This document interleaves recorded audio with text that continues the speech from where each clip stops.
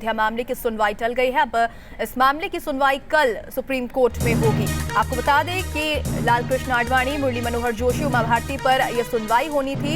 इन नेताओं को बरी किए जाने के फैसले को सीबीआई ने चुनौती दी थी, जिसके बाद आज सुप्रीम कोर्ट को इसमें सुनवाई करनी थी, जिसमें ये साफ होना था कि आखिर इन तमाम बीजेपी नेताओं पर केस चलाया जाए या फिर नहीं। लेकिन फिलहाल सुनवाई को टाल दिया गया है और अब ये सुनवाई कल होने की खबर है।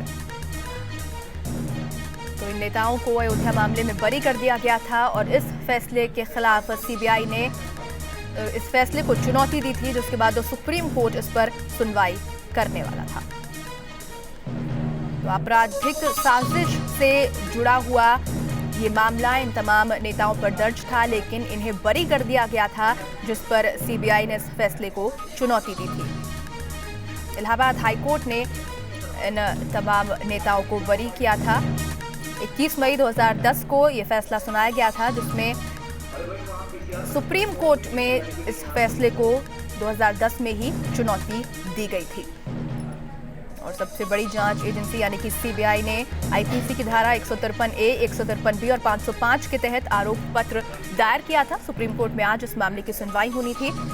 अगर सुप्रीम कोर्ट फैसला बदलती तो तमाम नेताओं के खिलाफ पुराना मामला फिर से खोला जा सकता था। इसी को लेकर आज सुनवाई होनी थी, जिसे अब कल तक के लिए टाल दिया गया है। अब कल सुप्रीम कोर्ट में इस मामले की सुनवाई होगी। संवाददाता अरविंद सिंह ज्यादा जानकारी के साथ जुड़ गए हैं। अरविंद, क्या कुछ और खबर आ रही है?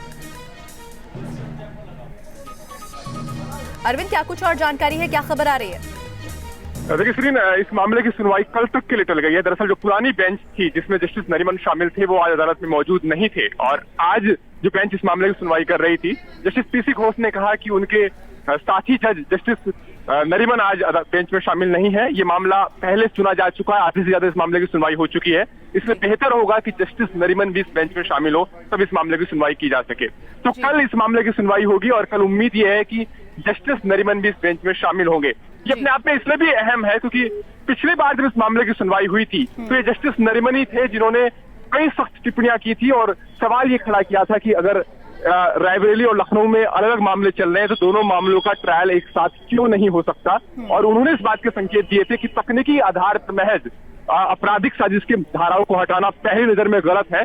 तो ऐसी सूरत में अब ये सुनवाई और दिलचस्प हो गई है क्योंकि कल जस्टिस नरीमन भी उस बेंच का हिस्सा होंगे जो इस मामले की सुनवाई करेगी।